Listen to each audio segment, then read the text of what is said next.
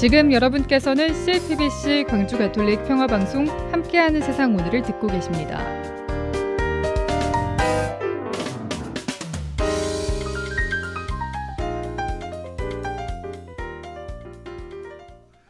네, 서울에서 양평 간 고속도로 사업을 둘러싸고 여야간 공방이 매우 치열합니다. 자, 이런 가운데 나토 정상회의 참석을 위해서 리투아니아를 방문하고 있는 윤석열 대통령이 오늘 기시다 후미오 일본 총리와 만납니다. 오늘 톡쏘는 정치 이야기, 이 내용 중심으로 한 주간의 우리 정치 현안, 김성수 시사평론가와 짚어보겠습니다. 평론가님 안녕하십니까? 안녕하세요. 김성수입니다. 네. 자, 평론가님, 윤 대통령과 기시다 후미오 일본 총리가 오늘 나토 정상회의가 열리는 리투아니아에서 정상회담을 좀 가질 예정이죠? 예, 그렇습니다. 거기까지 가가지고 정상회담을 가지는데요. 실제로 지금 일정을 보면은 굉장히 빡빡합니다. 그래서 정상회담을 30분 이상 가지기가 굉장히 어려운 상황이에요. 그러면 또 여기서 정상회담이다라고 하면서 구체적으로 지금 특히나 핵 오염수 문제 같은 경우를 심도 있게 논의를 할 수 없는 그런 상황 아니냐 이렇게 보고 있거든요. 그래서 네. 지금 경제 등의 각종 사안들이 산적해 있는 상태에서 우리는 제대로 일본에게 우리의 요구사항을 전달한 적이 없는 그런 상황 아니겠습니까? 지금 일방적으로 알아서 해주겠다. 우리가 이렇게 베풀면은 그쪽에서 답을 해줄 거다라고 이렇게 얘기를 하고 있는데, 근데 일본 쪽으로의 무역 역전은 더욱더 커지고 있는 상태이고, 또 일본은 지금 독도 문제를 비롯해서 핵 오염수에 이르기까지 양보하는 것은 일도 없어 보이지 않습니까? 그런 상황에서 지금 소맥과 또 청주로 한일 관계를 온기를 더해보겠다 이렇게 얘기하는데, 이게 지금 대한민국의 대통령으로서 해야 될 그런 모습인지, 이런 모습을 지금 연출하는 것이 과연 국민들의 분노 앞에서 어떤 그런 평가를 받을 수 있는지 참 걱정스럽기만 하고요. 네. 양국 관계를 유지를 한다는 것을 우리 국민들이 진짜 원하고 있는지도 따져봐야 될 것 같습니다. 지금 양국 관계를 유지를 해야 된다라고 이제 보수 언론들은 그렇게 얘기하고 있지만, 지금 현재처럼 그야말로 일방적으로 일본에게 퍼주기를 하고 있는 그런 관계를 유지하는 걸 국민들은 원하지 않고 있습니다. 국민의 안전을 우선적으로 챙기는 대통령을 바라고 있지 않을까요? 이런 국민들의 질문에 대해서 대통령실과 대통령은 대답을 해야 될 때 있습니다. 예. 자, 그런가 하면 김건희 여사 일가의 특혜 의혹이 있는 서울에서 양평간 고속도로 사업에 변경된 노선안이 이 문제가 되는 과정에서요, 연구 영역을 맡겼던 민간업체의 수정안이 결정적이었다, 이렇게 국토교통부가 밝히면서 일베선 좀 책임을 회피하는 모습, 비겁한 모습이다, 이런 비판받고 있는데 어떻습니까? 예, 지금 일단 이 서울 양평간 고속도로 사업은 길게 따지면 20년 넘게 양평 국민들과 또 서울에서 양서면의 이 두물머리를 갖다가 이렇게 관광을 하거나 혹은 강원도 쪽으로 빠져나가면서 6번 국도를 이용하고 있는 서울 시민들 모두가 염원하던 그런 사업이었다고 볼 수 있습니다. 사실 이 교통체증이 어제 오늘의 일이 아니거든요. 이미 20년 전서부터 교통체증이 일어나고 있었는데, 그에 대한 대안을 새로운 고속도로로 만들어 달라고 하는 그런 요구가 있었는데도 번번이 경제성이 부족하다는 이유로 거부됐었습니다. 그러다가 이제 문재인 정부에 가서 급물살을 타게 되면서 결국은 예타에서 가까스로 서울에서 양서면을 잇는 그런 노선이 예타를 통과하게 되는 거거든요. 그런데 문제는 이제 예비 타당성 조사를 했으니까 이제 본격 타당성 조사를 해야 될 거 아니에요. 이 본격 타당성 조사는 문재인 정부에서 공모를 했던 건 맞습니다. 그런데 업체가 결정되는 그 시점서부터는 인수위 때로 넘어가게 돼요. 그러니까 이때부터는 여러분들이 다들 아시겠지만 대통령 인수위가 만들어질 때쯤 되면 이미 새로운 대통령이 당선되고 나서부터는요, 사실상 국정에 있어서의 거의 모든 힘이 인수위 쪽으로 쏠리게 됩니다. 예. 그리고 5년간 진행이 될 대부분의 국책 사업들이 인수위에서 다 결정이 되는 거거든요. 그래서 비전들을 보면서 우리가 5년을 갖다 예상하고 대비를 할 수 있게끔 되는 것인데 예. 그런데 그 인수위 시절에 업체가 결정이 됐고요. 그리고 대통령 취임 이후에 9일 정도 지난 다음에 보고서가 일단 올라가요. 국토부로. 자, 이렇게 된다면 과연 이때 당시에 어떤 그 결정들이 있었는가를 국민들은 궁금해하고 질문을 던질 수밖에 없는 거거든요. 왜냐면은 이 사이에 말씀 앞에 전제를 했었던 민간 업체는 강상면으로 예비 타당성 조사까지 다 끝난 국책 사업을 그것을 강상면으로 중점을 돌려라라고 제안을 했다는 거예요. 예. 이게 사실 있을 수 없는 일이거든요. 그러니까 예비 타당성 조사를 그러면 왜 합니까? 그러니까 본 타당성 조사를 할 때 그 종점이 바뀔 수도 있는 그런 사안을 예비 타당성 조사를 하는데도 그 수십억이 들어가는 그런 상황인데 그런 일들을 할 리가 없는 건데요. 결국은 지금 국토부의 그런 그 주장은 용역 4개월 만에 수정안이 거론이 됐고 그리고 나중에는 단일 표기를 해서 내려보내기까지 했다는 그런 얘기인데요. 예. 이렇게 결정된 역사가 과연 있는지 한번 냉정하게 사업들을 모두 되짚어 봐야 될 것 같습니다. 아무튼 지금 이런 석연치 않은 해명들이 오히려 의혹을 더 키우고 있는 그런 상황 속에서 강상면으로 옮겨진 안은 이제는 천공까지 숟가락을 얻는 게 아닌가 하는 우려 섞인 기사까지 나오고 있는데요. 실제로 강상면으로 확정이 됐다라고 얘기가 됐던 게 5월 8일입니다. 그런데 그 5월 8일 어림에 천공이 양평에 들러서 양평에 있는 여러 유력 인사들과 식사를 하면서 고속도로에 대해서 논의를 했다는 그런 충격적인 증언이 나왔어요. 예. 이렇게 되면은 진짜 이 고속도로의 상납 의혹은 더 이상 그냥 무시하고 넘어갈 수 없는 그냥 괴담 수준의 그런 얘기가 아니게 되는 겁니다. 국정조사를 갖다가 요구하고 있는 야당의 의견 쪽으로 힘이 실리고 있는 가운데 어떤 결정이 나올지 지켜봐야 될 것 같습니다. 예. 자, 그런가 하면 이재명 더불어민주당 대표가 오늘 서울에서 양평고속도로의 백지화 논란과 관련해서요. 망설일 이유가 없다. 국정조사 시작하자. 이렇게 공식 제안을 했습니다만 어떻습니까? 예, 실제로 지금 야당에서는 강력하게 국정조사를 요구하고 있습니다. 그런데 국정조사 얘기가 나오자마자 지금 김기현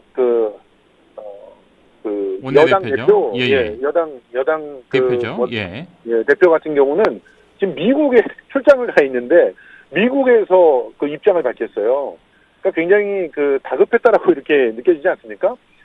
말도 안 되는 소리고 그리고 적반하장이다. 오히려 이거는 민주당 게이트다 이렇게 주장을 하고 있는데 글쎄요. 민주당 게이트라고 하기에는 그들이 주장하고 있는 민주당 전 양평군수 같은 경우는 이미 자기 땅으로 IC가 검토가 될 때 그것을 거부했습니다. 그리고 김부겸 의원이라든지 기타 민주당 인사들이 땅에 있다고 얘기가 나오지만 규모나 그런 어떤 상황에 비추어 보면 김건희, 최은순 그리고 최은순 일가의 또 회사까지 사들인 그 어마어마한 땅의 크기와 또 그 땅을 사들인 시기 이런 것들을 비교할 수가 없거든요. 네네. 그렇기 때문에 이 국정조사가 과연 이루어질지는 지켜봐야 될 것 같습니다만 지금처럼 석연치 않은 해명과 적반하장 논리로 일관하다가는 오히려 국정감사를 국정감사와 그 이후에 특검까지도 가게 하는 그런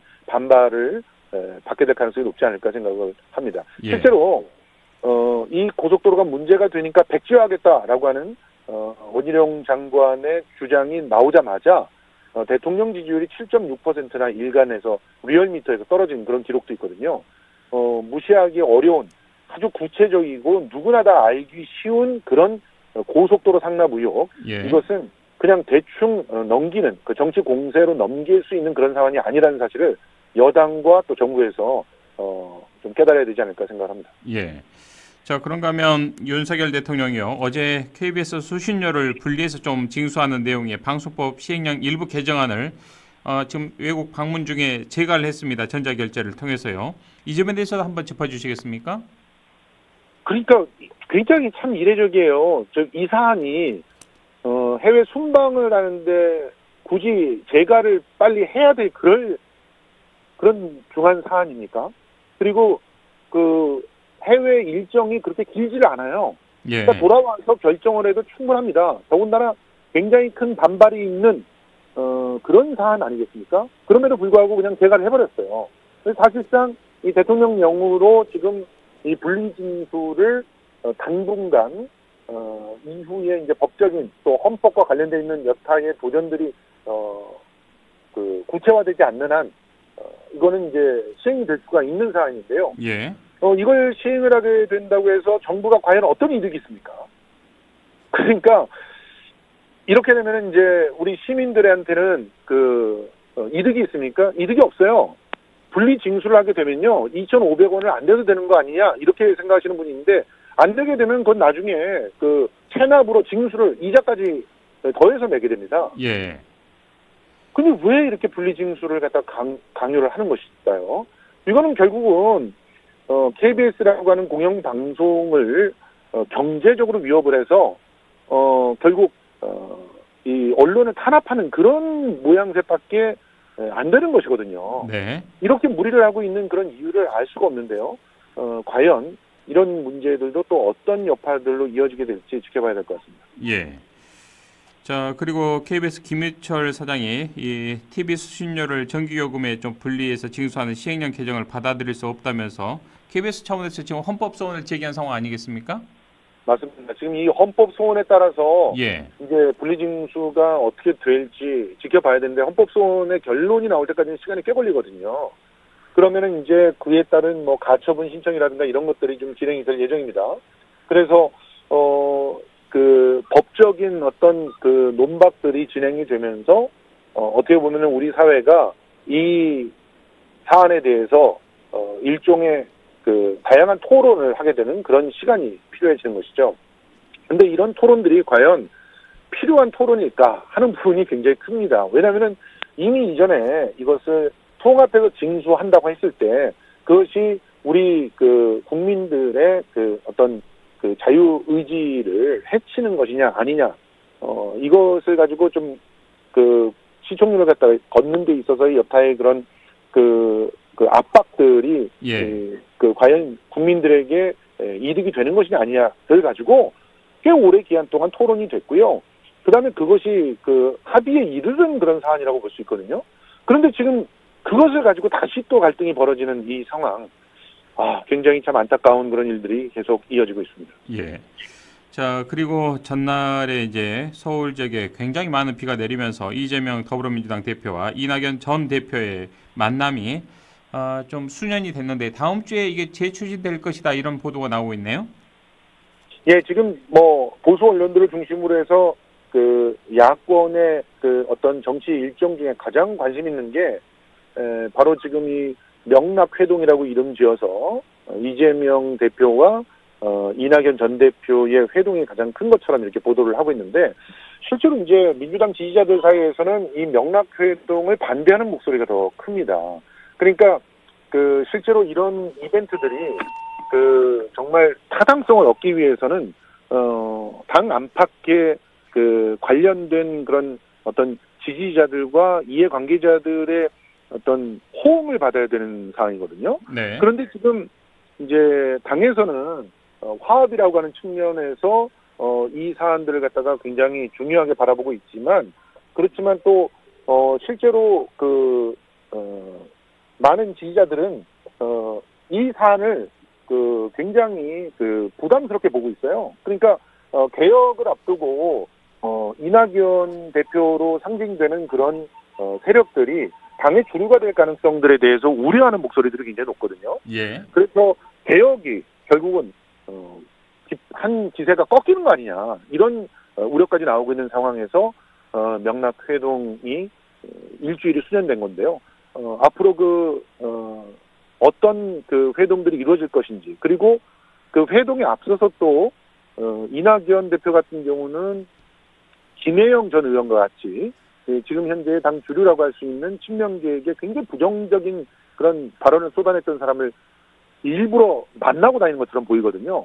이렇게 되면 이제 당의 갈등이 더 커질 수도 있다는 얘기인데, 그러면 분명히 이낙연 대표는 자신의 청구서를 가지고 회동에 임할 것으로 보입니다. 네. 그 청구서가 과연 어떤 내용을 담고 있는지도 관심이 주목되고 있는 상황입니다. 네. 자, 양극단의 정치를 좀 타개하기 위해서 여야 원로 정치인들이 최근에 이제 뜻을 함께 했다는 이야기가 들리던데 이들의 행보에 내각제 개헌 그림자가 좀 살포시 보인다 이런 지적도 있습니다. 어떻게 보십니까? 예, 지금 이 당 원로라고 하시는 분들이 최소한 국회의원을 3선 이상씩 하던가 그리고 지금 전직 국회의장을 역임하신 분들이 있거든요. 국회의장을 역임한다는 것은 뭐 최소한 4선 이상을 하셨던 분들이 3분이나 여기 있다는 얘기입니다. 좀 그렇게 된다면은 이분들이 여기에서 이 회동에서 추구하는 것이 무엇일까가 당연히 관심이 쏠릴 수밖에 없는데요. 정치가 극단적 대립 형태로 가는 것이 바람직하지 않다라는 주장을 하시는 분들 중에는 내각제가 지금 진행이 돼야 되는 거 아니냐라고 의견을 펴시는 분들이 굉장히 많고요. 네. 실제로 지금 모인 분들 중에서는 내각제를 주장하시는 강력하게 주장하시는 분들이 꽤 끼어 있습니다.